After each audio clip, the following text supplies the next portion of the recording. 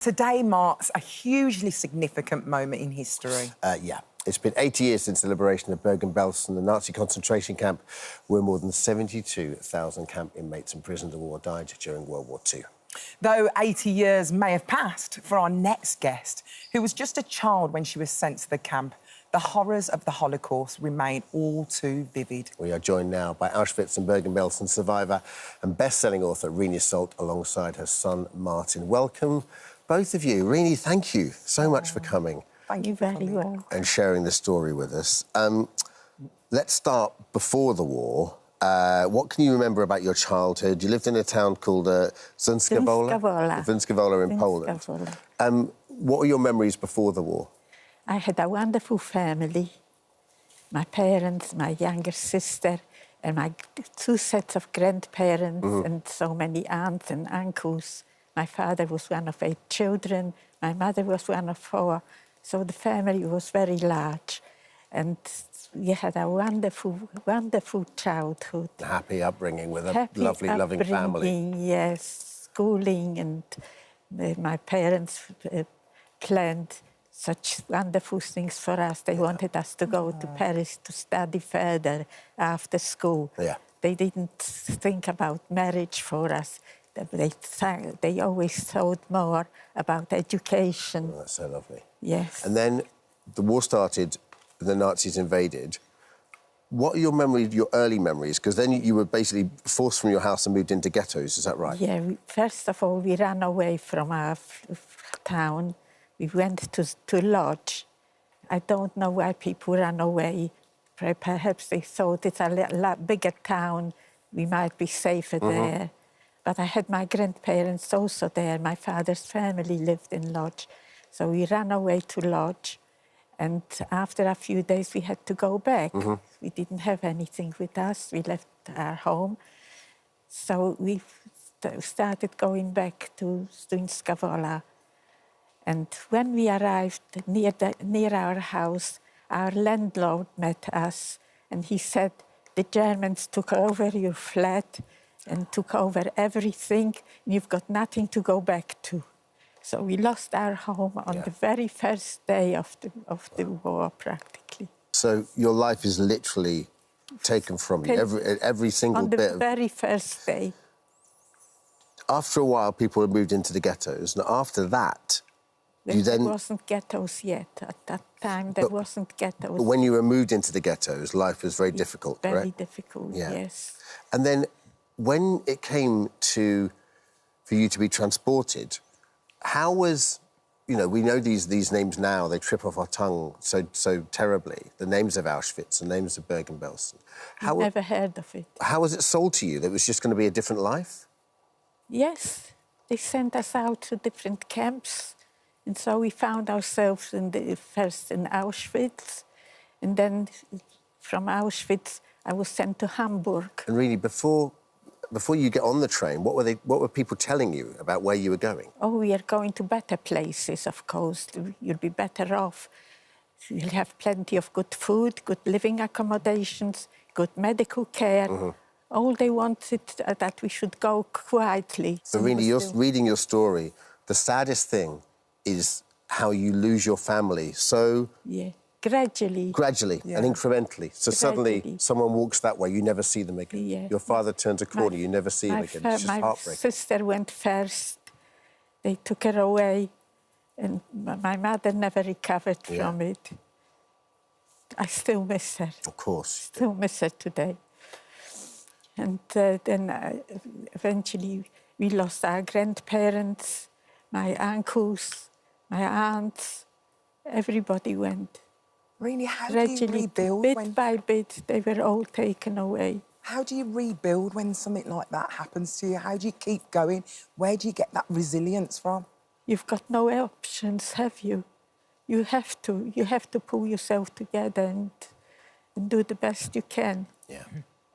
What's amazing is how you remember this like it was... It feels like you're telling us this story like it was last week, you know? Absolutely. Not that like it happened 80 years ago. Like it happened yesterday. It never leaves you? Never leaves you, no. Renee, for so many people, Auschwitz was the end, but you went to Auschwitz for a small time. You were reunited with your mother through almost luck, wasn't she? She got in the right queue.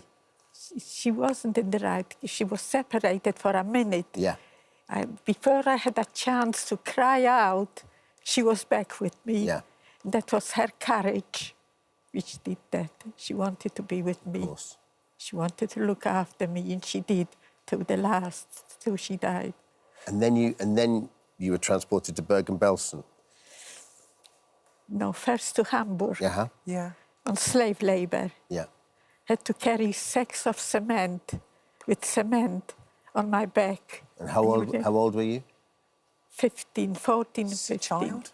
Yeah, You were just a child? yeah. I still suffer from my back. Really? I still suffer from my back. And really, The pain never left me.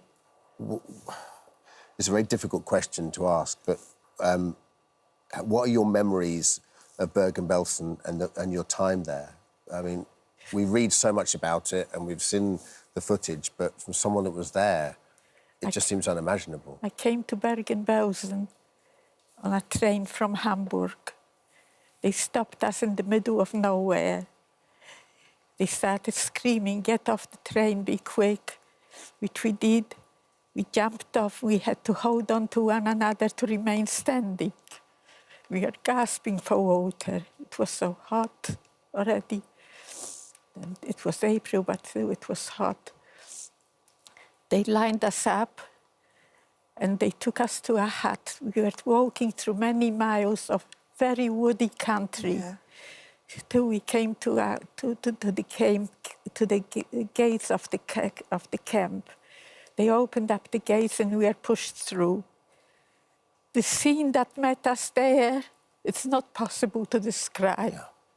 Here we saw skeletons walking. Oh, really? Their arms and necks were like matchsticks. Their eyes bulged out grotesquely out of their skull-like faces.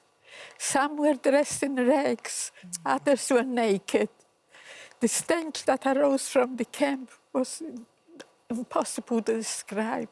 We've been through already so much, but this was something different and horrifyingly different. Oh, really? I know you've put all this in your book, A Mother's Promise, and it is so painful. Me just watching you tell the story, I don't want you to even tell the rest of the story because I know it's in the book, because it's so painful to even listen to. Your son Martin's here. Hi, Martin. Hi.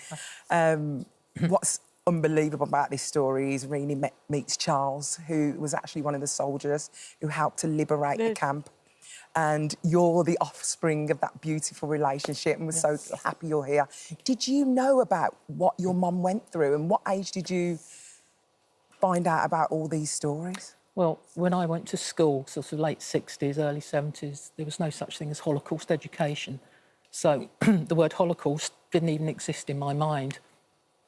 My mum and dad never spoke about their experiences, even though they'd both been to Belsen. My mum was a prisoner and my dad is a liberator. They must have had this pact that they wouldn't talk about it at home. Yeah. So I didn't pick up anything through school or from my mum and dad. So it was later on, in the early 2000s, when I was 48. Yeah, 48. We went back with the BBC to do a documentary about my mum's experiences, and we went to Poland, Germany, and retraced her footsteps.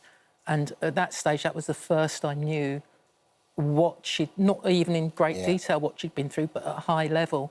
And it's only more recently, when she's been talking, I've been going to some of those talks, that I've got more of the detail, but at home, I didn't know anything at all. Why would she talk She's about it? a mom, she's protecting her baby. Yeah, and also you want to live a new life, right? We couldn't talk about it. Of course. My husband always had tears in his eyes when we spoke about Bergen-Belsen especially. Well, Renee, today we commemorate the anniversary of your liberation and those who were liberated at Bergen-Belsen. Just lastly, what message would you want to share with future generations? What I would like to tell future generations is that they should live in peace and with one another. There shouldn't be any difference between colour of the people, Yeah. whether they're black, white, doesn't make any difference. We're all God's children. Renee, thank you so much. Really, thank you for telling And your thank story. you for... and sorry that you have to relive this time and time again, but the message is so important. Yes.